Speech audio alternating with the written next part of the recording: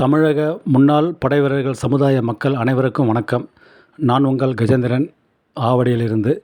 தமிழ்நாடு முன்னாள் படைவீரர்கள் மற்றும் வீர மங்கையர்கள் நலக்கட்டமைப்பின் மாநில பொதுச் செயலாளர். தென்காசி மாவட்டத்தை சார்ந்த முன்னாள் படைவீரர் நாய்க் முருகேசன் அவர்கள் 28/7/2026 அன்று அவசர வேலை காரணமாக சென்னை செல்வதற்காக பொதிகை ரயிலில் புறப்படும் நேரத்தில் அவசர கதியில் பயணச்சீட்டு எடுக்காமல் ஏறி பயணம் செய்துள்ளார். ஆன்லைனில் டிக்கெட் எடுக்க முயன்றுள்ளார். ஆனால் நெட்வொர்க் இஷ்யூ காரணமாக அவரால் அதுவும் இயலவில்லை. அதுபோன்ற தர்மசங்கடமான சூழ்நிலையில் இடையில் ஏறிய டிக்கெட் பரிசோதகரிடம் இவராக சென்று டிக்கெட் எடுக்க முடியாத சூழ்நிலையை விளக்கி அபராத தொகையோடு சேர்த்து கட்டிவிடுகிறேன் என்று கூறியுள்ளார். பிறகு சென்னை வரை அபராத தொகை அதிகமாக வரவே அவர் மதுரை வரை அபராத தொகையை ஜிபே மூலம் கட்டிவிட்டு மதுரையில் இறங்கியுள்ளார்.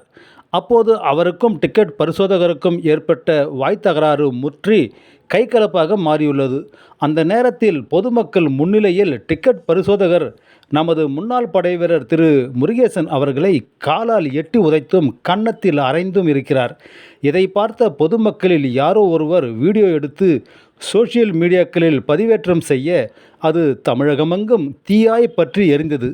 அதை கண்ட நமது முன்னாள் படைவீரர்களை மட்டுமல்லாது பொதுமக்களையும் வேதனை செய்தது.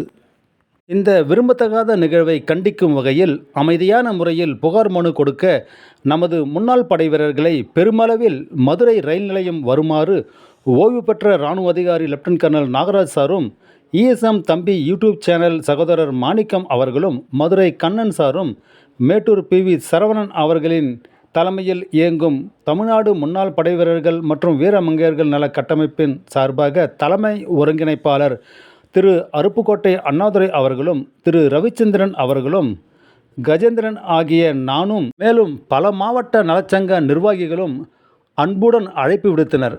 நம் அனைவரின் அழைப்பினை ஏற்று பல்வேறு மாவட்டங்களிலிருந்து நம் இரத்த சொந்தங்கள் சுமார் 120க்கும் மேற்பட்டோர் மதுரையில் குவிந்தனர்.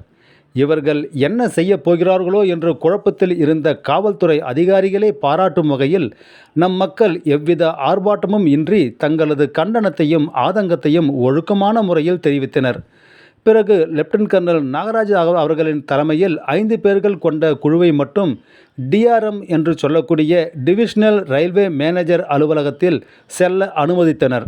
நமது குழுவும் DRM அவர்களை சந்தித்து டிக்கெட் பரிசோதகரின் ரவுடித்தனமான கொலைவெறி தாக்குதல் குறித்து புகார் மனு அளித்து அவருக்கு மிக அதிகபட்ச தண்டனை பெற்றுத்தர கோரினார்கள்.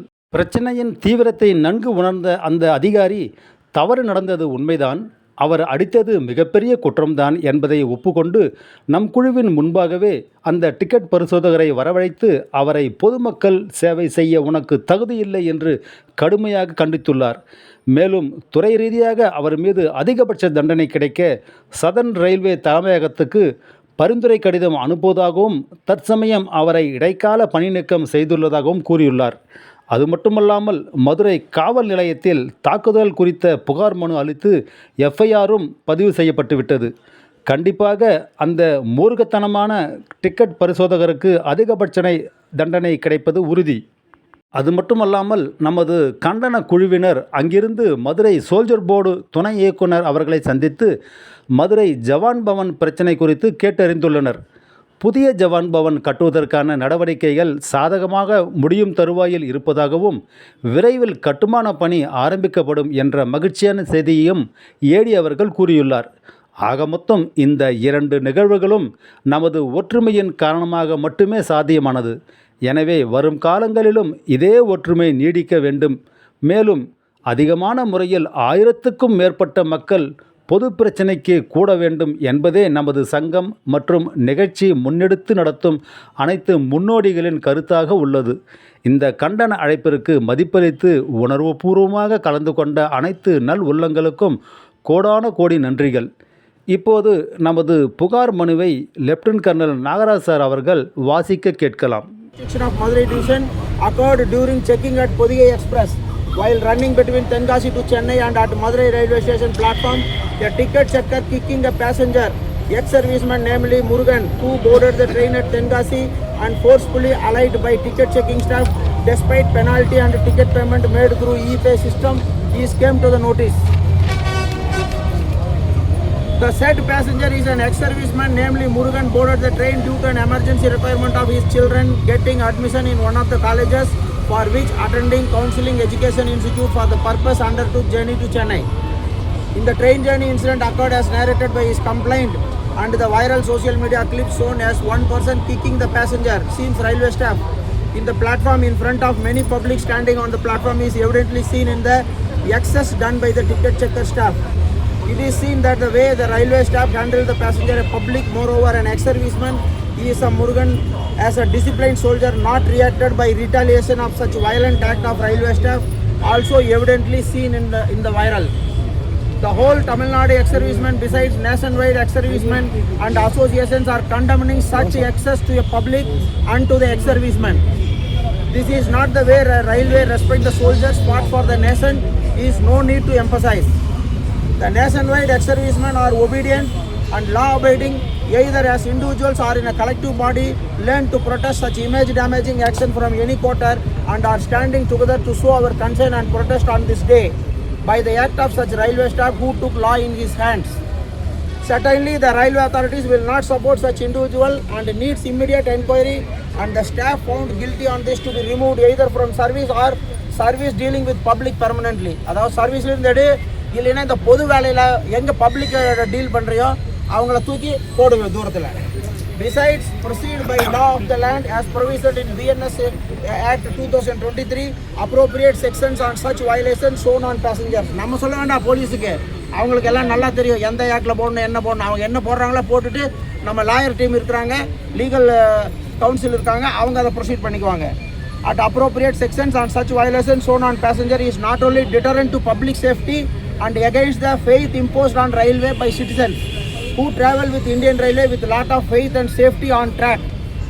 The individual passenger who was in a hurry, not able to plan proper journey and within laid down railway norms of getting into the train and seeking ticket with whatever penalty is an act abiding the railway laws and opted being emergent journey.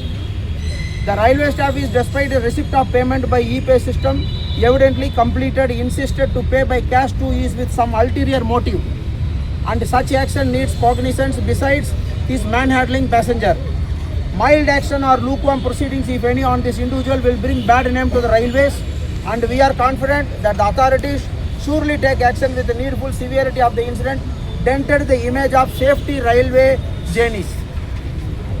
It is kindly requested that suitable action with the diligence needs to be initiated and such action taken to be informed in public and in specific to those concerned nationwide ESM federations, with further guidelines to the railway staff on violations of such nature to be avoided, to be enabled to public travel with safety on tracks.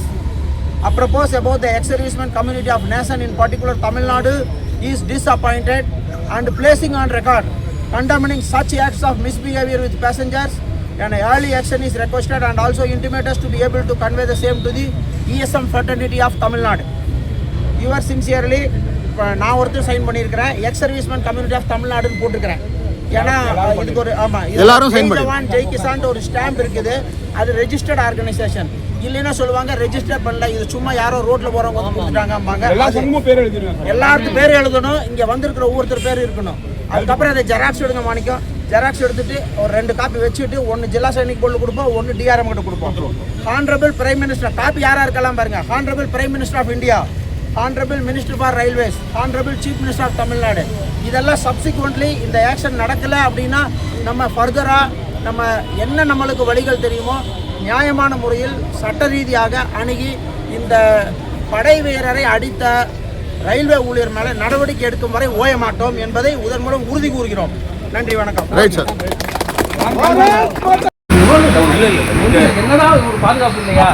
ஒரே வேர்ட்ல சொல்லி முடிச்சுறேன். Appropriate action will be taken.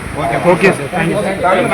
இதுல நீங்க என்ன இதெல்லாம் கேட்கறது நீங்க ரைட் இன்ஃபர்மேஷன்ல கேட்கணும். அது நீங்க ரைட் இன்ஃபர்மேஷன்ல கேட்கணும். பட் நீங்க கேட்கறது கேட்கணும். Okay, thank you. நான் உட்கார்ந்து ரயில்வே போலீஸ் சார் அவர் ரயில்வேல பணி செய்யறதுக்கு லாயக்கு இல்லை சார்.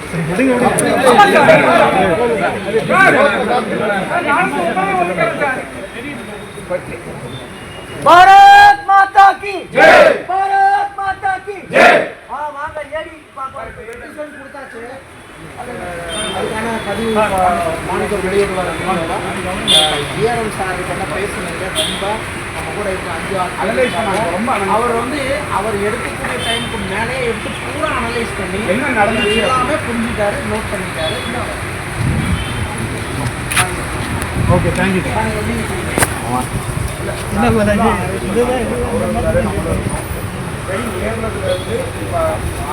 நம்ம வீடியோவில் பார்த்தது ஒன்று, பின்னாடி எல்லாத்தையும் அனலைஸ் பண்ணிட்டாங்க. இப்போ நாங்களும் கூட இருந்தோம். அப்போ எல்லாம் சொன்னாங்க, ஏது சொன்னாங்க, நாங்களும் கூட இருந்து கேட்டோம். தப்பு 2 பேர் மேலேயே தான். ஆனால் மேன் ஹேண்டலிங் பண்ணக்கூடாது, யாரையும் அடிக்கக்கூடாது அப்படிங்கிறத அவரும் உறுதியாக சொல்லிட்டாரு. ஏன்னா சார் அடிச்சு தப்பு தான் சார், தவறு தான் சார், ஒரு ரீதியாக நடவடிக்கை எடுக்க சொல்லி நாங்கள் ஆர்டர் போட்டோம். அதுக்கு மேலே என்ன இப்போதைக்கு தற்காலிக பணிகள் செஞ்சுருக்கோம். இன்வெஸ்டிகேஷன் ரிப்போர்ட் வந்ததையும் நாங்கள் அது என்ன எதுவும் ரீதியாக கடுமையான நடவடிக்கை எடுப்போம் அப்படிங்கிறத அவர் சொல்லிட்டாரு. லீகல் நடவடிக்கை அவரும் கொடுத்துருக்காரு, சட்டப்படி என்ன கொடுத்துருக்காரு, அவரும் கொடுத்துருக்காரு. அது 2மே கோர்ட்டுக்கு போகும். சிஆர்பிஎஃப்ல என்கொயரி ஆயிருக்கு, சார்ஜ் ஃபைல் பண்ணுவாங்க. அது நீதிமன்றம் பார்த்து யார் மேலே தப்பு, என்ன தண்டனை கொடுக்கணும்னு சொல்லி நீதிமன்றம் முடிவெடுக்கலாம். அப்போ இவருக்கு மெடிக்கல் சர்டிஃபிகேட் சார் என்கொயரி பண்ணி சார் இதை இதோட விட வேண்டாம். நமக்கு இந்த மதுரையில் ஒரு டீம் ஃபார்ம் பண்ணி இது தொடர் கண்காணி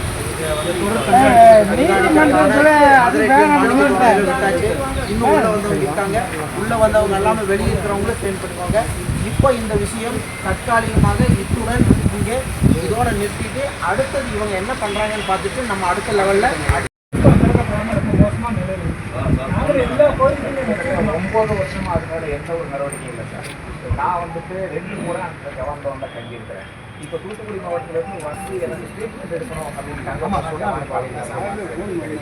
ஐயா, நான் சாரி போயிட்டு சொல்லலாம். மாவட்ட ஆட்சித்தலைவர் கமிஷனர் ஆஃப் லேண்ட் அட்மினிஸ்ட்ரேஷனுக்கு ஜவான்ஸ் பவன் ரிலேட்டட் சொல்றதுக்கு தான் நீ கூப்பிட்டாரு. ஃபுல்லாகவே பாசிட்டிவ் டிஸ்ட்ரிக்ட் அட்மினிஸ்ட்ரேஷன் நம்ம ஃபுல் சப்போர்ட் இருக்காங்க. இது 9 வருஷமா நீ எவ்வளோ நாள் முயற்சி பண்ணதுக்கு பாசிட்டிவான ரிப்ளை வந்து சிஎல்ஏக்கு போயிருக்கு. படிச்சு நீங்க சொல்லிடுங்க. மாவட்ட ஆட்சித்தலைவர் பொருள் முன்னாள் படைவீரர் நலம், மதுரை மாவட்டம், மதுரை மேற்கு. நம்ம அட்ரஸ் கொடுத்துருக்குறாங்க. பார்வை 1 துணை இயக்குனர் முன்னாள் படைவீரர் நலம் மதுரை அவர்களின் கடித நகல், கடித லெட்டர் நம்பர் கொடுத்துருக்குறாங்க. இது வகுகிற கடித எண்.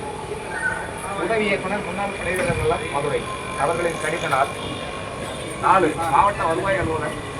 சரி, மேட்டருக்கு வந்துடுறேன்.